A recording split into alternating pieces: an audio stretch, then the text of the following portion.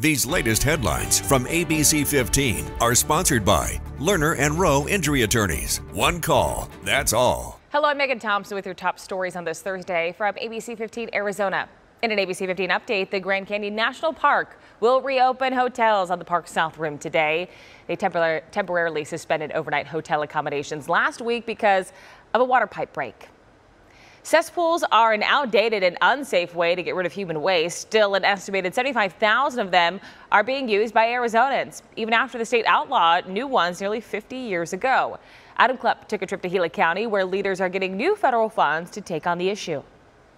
Underneath this brick is one of the over 5,000 cesspools still being used in Gila County. They were all grandfathered into the system after the state of Arizona banned cesspools in 1976. Now there's a renewed effort to replace them. In Gila County, natural beauty isn't hard to find, but underground there's a big mess. Human excreta, poop, and it comes from, we weren't disposing of our waste very well. We have a cesspool system under here. Susan Cowan has lived in Gila County since the 90s. She's been trying to get rid of the cesspool at her realtor's office ever since. Because all of our water in this community is from wells. And the prevalence of cesspools has already polluted Christopher Creek.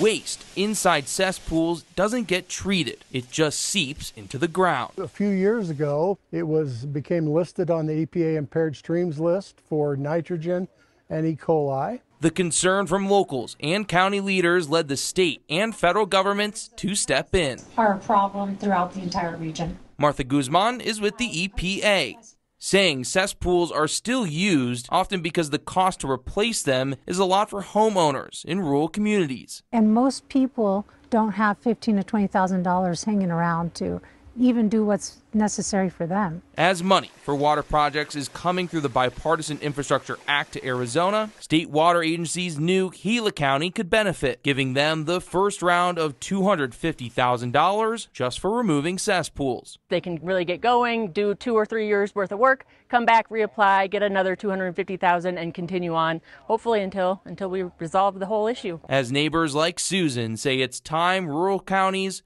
which work together, Community is great. Everybody helps each other out. finally get their own helping hand. Reporting in Gila County, Adam Klepp, ABC 15 Arizona. We have a brand new update on the mega grocery merger deal that's in the middle of a court battle. It's a story we have followed for years since it impacts stores that you may shop at, like Albertsons, Safeway, and Fry's. The CEO of Kroger, a parent company of Fry's, vowing to lower grocery prices on day one if the merger is approved. The Federal Trade Commission is trying to temporarily block the $24 billion merger, claiming it would eliminate competition and lead to higher food prices. Arizona Attorney General Chris Mays even opposes that merger. Kroger's CEO taking the stand, telling the court the merger would allow the combined company to lower prices to better compete with Walmart and Costco. I do have a brand new Operation Safe Roads report to bring you now. It looks at your driving habits. AAA releasing the data on the 2023 American Driving Survey that I've gone through, showing drivers made 229 billion driving trips last year and spent 95 billion hours driving 2.7 trillion miles. 95% of Americans drive at least occasionally. About a third of driving trips were for errands, while commuting to and from work was about 23%.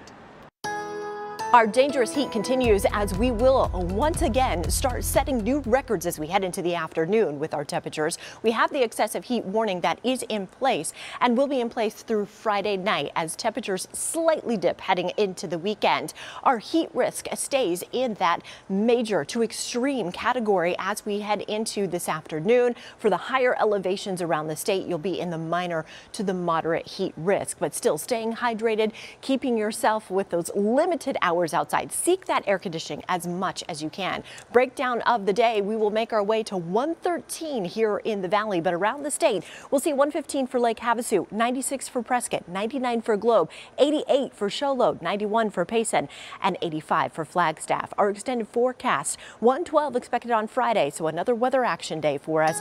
And then after that, we've got a few clouds for the weekend. Temperatures will drop to 109 on Saturday and Sunday.